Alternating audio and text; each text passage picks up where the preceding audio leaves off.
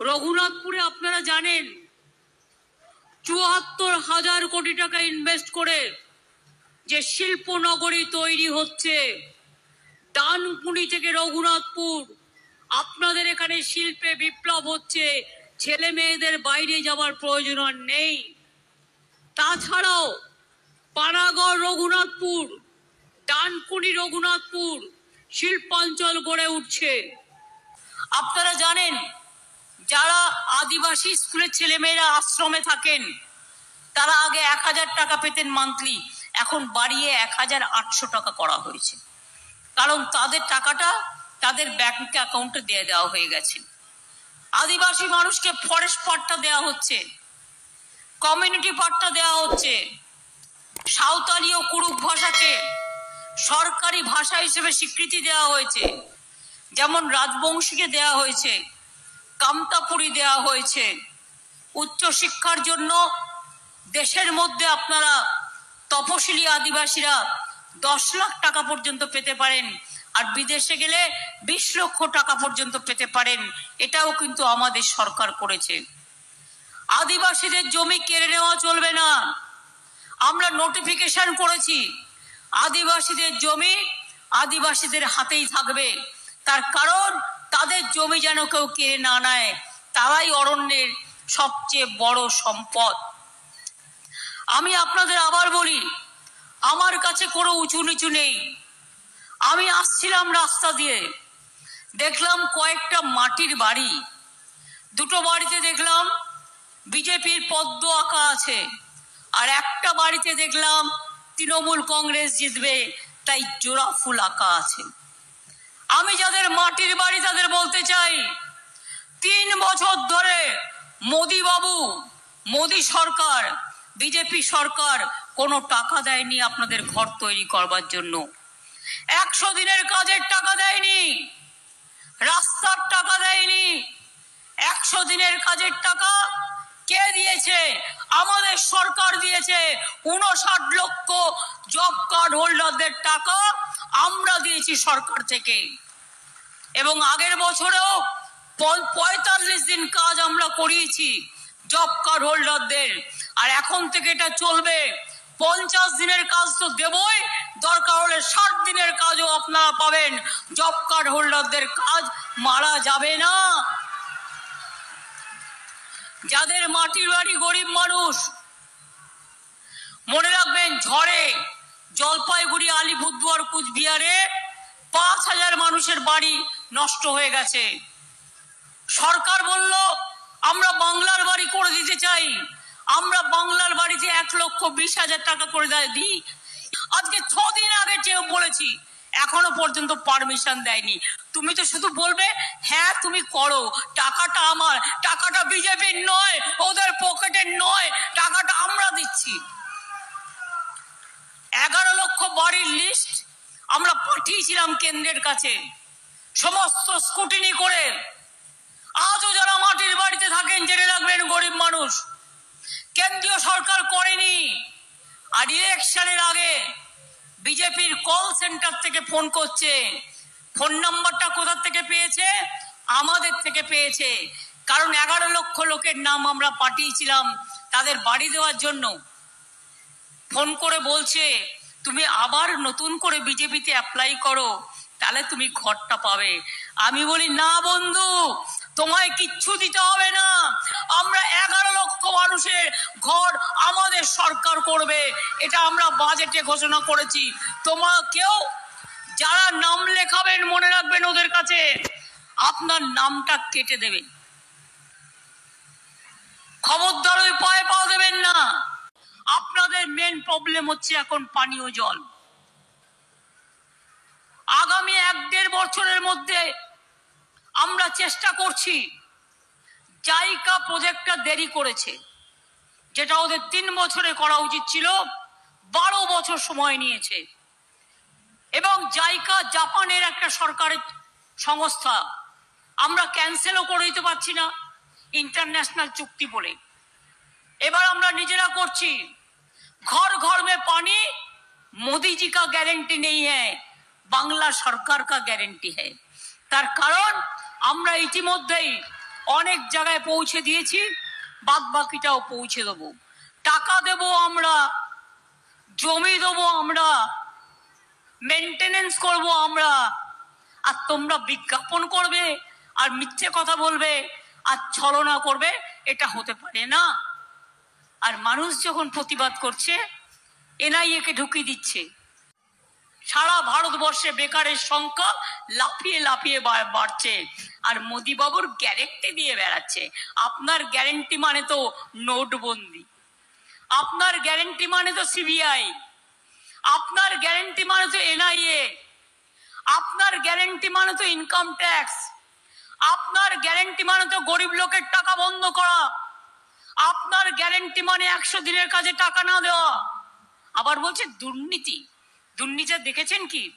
Challenge করছি, 136টা committee বাংলায় পাঠিয়েছিলেন দুর্নীতি দেখার জন্য, বিজেপির গদ্দারদের কথায়।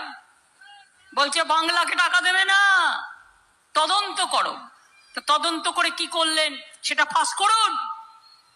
ইউপিতেও তো তদন্ত করতে গিয়েছিল একজন, এজি রিপোর্ট কি বলছে? 85 লাখ দুর্নীতি আছে, তাও তো সবটা করেননি। আর বাংলার 28টা স্কিমে কিছু গন্ডগোল ছিল, আমরা সংশোধন করে দিয়েছি। বলুন তো, সব পঞ্চায়েত কি আমাদের? কিছু জায়গায় বিজেপি পঞ্চায়েত আছে, তোমার পঞ্চায়েত যদি চুরি করে তোমার দায়িত্ব। কিছু জায়গায় বামরাম কংগ্রেস একসাথে আছে, তুমি যদি চুরি করো আমার কি সেটা দায়িত্ব? আগে রাজ্য সরকার মনিটর করত, এখন আমরা করি। আগে, এখন সেন্ট্রাল করে। আমি আবার আপনাদের বলি, লক্ষ্মীর ভান্ডার মা বোনেরা টাকা পেয়েছেন? টাকা বেড়েছে, 500টা 1000 পেয়েছেন। 1000 যারা পেয়েছেন 1200 পেয়েছেন। সবাইকে টাকা পাঠিয়ে দেওয়া হয়েছে। ব্যাংকের লিস্ট চেক করুন, আপনার অ্যাকাউন্ট চেক করুন। আর 6 লক্ষ মহিলা যাদের বয়স 60 বছর হয়ে গেছে। আগে লক্ষ্মী ভান্ডার 60 বছর পর্যন্ত ছিল, আমরা তাদের সবাইকে আবার নতুন করে দিচ্ছি। 60 বছর হয়ে গেলে আপনারা অটোমেটিক্যালি টাকাটা পেয়েই যাবেন, যতদিন বাঁচবেন, মনে রাখবেন। আর যাদেরটা এখনো যায়নি তারা 2-1 দিনের মধ্যে পেয়ে যাবেন। টাকা অলরেডি চলে যেতে শুরু করেছে। 2,05,00,000 মহিলা ইতিমধ্যেই টাকা পেয়ে গেছে। মোদি বাবু কি বলছে? বাংলা আমার কাজ করে না। কেন করবে? ওনার প্রোগ্রামের নাম হচ্ছে কি যেন একটা, স্বাস্থ্যসাথীর আয়ুষ্মান ভারত। আপনি জানেন একটা সাইকেল থাকলে পাবেন না, একটা স্কুটার থাকলে পাবেন না, একটা পাকা বাড়ি থাকলে পাবেন না, কোথাও একটা চাকরি করলে পাবেন না। আর তাতে টাকাটা আমাদেরও দিতে হবে অর্ধেক। আর মাত্র 1 কোটি লোক সুযোগ পাবে। আর আমরা যেটা স্বাস্থ্যসাথী করেছি, 9 কোটি পরিবারকে আমরা দিচ্ছি। 9 কোটি পরিবারের লোকেরা স্বাস্থ্যসাথী সুযোগ পাচ্ছি।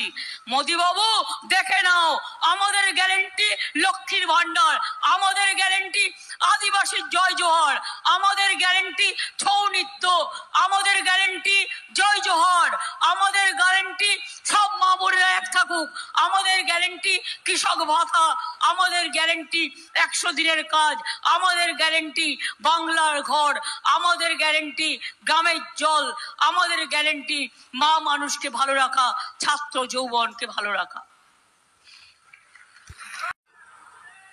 কিছু লোককে নাকি রেশন দেবে, প্যাকেটে 5 কেজি চাল গম, আতে মোদি বাবুর ছবি আর বিজেপির সিম্বল। হয় কখনো?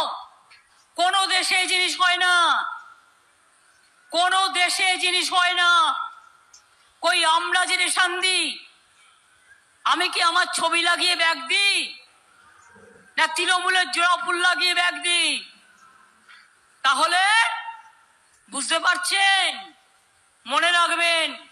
তাই আগামী দিন লক্ষ্মীর ভান্ডার চলবে, আদিবাসী ভাতা চলবে, তপশিলি জয় জহর ভাতা চলবে, তপশিলি বন্ধু জয় জোয়ার আদিবাসী ভাতা চলবে, ধামসা মাদল চলবে, অরণ্যের পাট্টার অধিকার থাকবে, উদ্বাস্তুরাও পাট্টা পাবে, চা বাগানও বাঁচবে, ইন্ডাস্ট্রিও বাঁচবে, হোটেলও বাঁচবে, পাহাড়ও বাঁচবে, পুরুলিয়া রূপসী বাংলাও বাঁচবে।